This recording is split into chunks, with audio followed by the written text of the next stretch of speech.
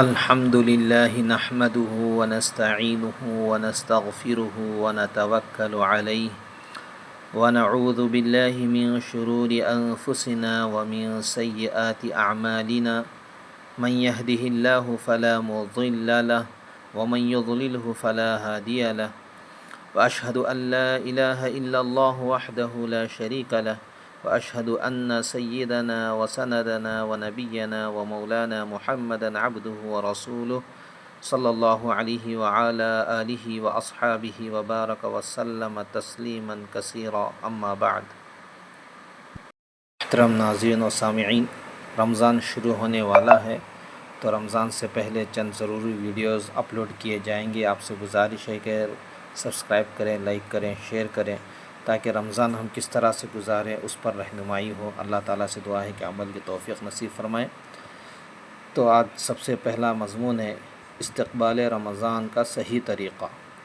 ہمارے یہاں کچھ ایسی ریت سی پڑ گئی ہے کہ جو خالصتاً اللہ جل جلالہ کے لیے عبادتیں ہیں، ان میں بھی رسموں کو داخل کر دیا گیا ہے، اور بہت سے رسمی کام ان عبادتوں کے نام پر شروع کر دیے گئے ہیں، جن سے اس عبادت کی اصل روح مفقود ہو جاتی ہے۔ رمضان المبارک کے حوالے سے ہمارے عالم اسلام میں استقبال رمضان کے حوالے سے کچھ تقریبات اور مجلسیں منعقد ہوتی ہیں۔ اس میں جلسہ ہوتا ہے، کچھ نظمیں وغیرہ پڑھ لی جاتی ہیں، کچھ کھانا پینا ہو جاتا ہے، کچھ عصرانہ یا عشائیہ ہو جاتا ہے۔ اس تمام کارروائی کا نام استقبال رمضان رکھ دیا جاتا ہے۔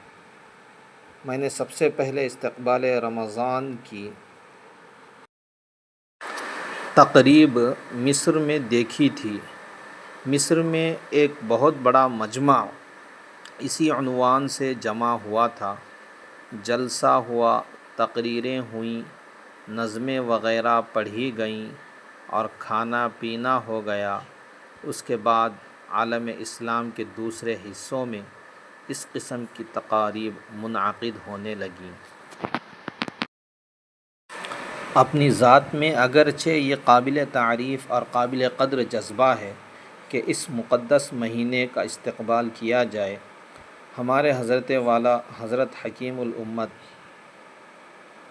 قدس اللہ سرہ نے خطبات الاحکام میں رمضان سے پہلے کا جو خطبہ ہے، اس میں یہ جملہ بھی لکھا ہے کہ فاستقبلوہ بالشوق والہیمان، کہ رمضان کا مہینہ آ رہا ہے، اس کا شوق اور امنگ کے ساتھ استقبال کرو۔ اگرچہ یہ اچھی بات ہے بشرطے کہ یہ خود کوئی رسم نہ بن جائے کہ کھایا پیا اور اٹھ کر چلے گئے۔ ہمارے والد ماجد قدس اللہ سرہ فرمایا کرتے تھے کہ شب قدر اس کام کے لیے تھی کہ بندہ اپنے رب سے تعلق قائم کرے اور اللہ تبارک و تعالیٰ سے رجوع ہو، اور گوشہ تنہائی میں اللہ تبارک و تعالیٰ کی طرف اتنا رجوع کرے کہ وہ ہو اور اس کا اللہ ہو۔ لیکن جب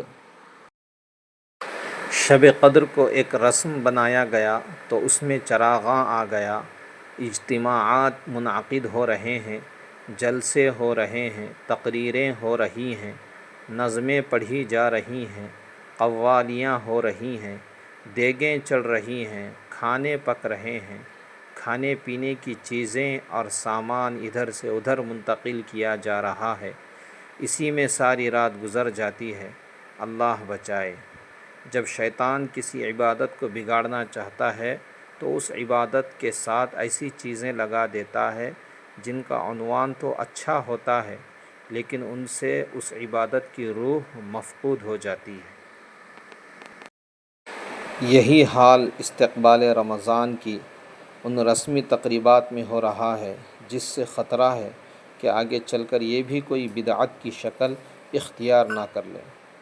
اصل استقبال یہ ہے کہ آدمی یہ سوچے کہ یہ مہینہ جو آنے والا ہے، اللہ جل جلالہ کا کتنا بڑا انعام ہے، مجھے کیوں اور کس مقصد کے تحت بھیجا گیا ہے، اس مقصد کو حاصل کرنے کے لیے کیا کام کرنے چاہیے، کیا تیاری کرنی چاہیے، اس کے لیے پہلے سے اپنے ذہن کو، اپنے نظام عمل کو تیار کرنا در حقیقت اصل استقبال ہے۔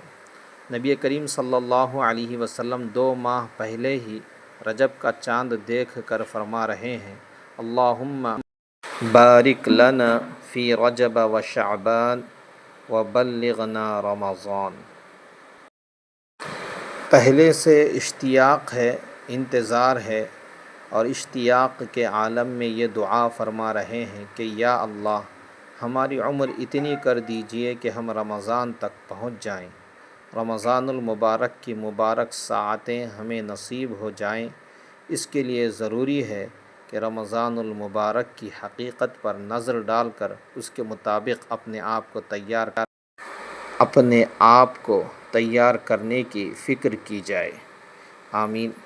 اللہ تعالیٰ سے دعا ہے کہ آج جو کچھ باتیں کہی گئی پڑھی گئیں اس پر عمل کی توفیق عطا فرمائے۔ اگلے ویڈیو کے لیے لائک کریں، شیئر کریں، سبسکرائب کریں۔ السلام علیکم۔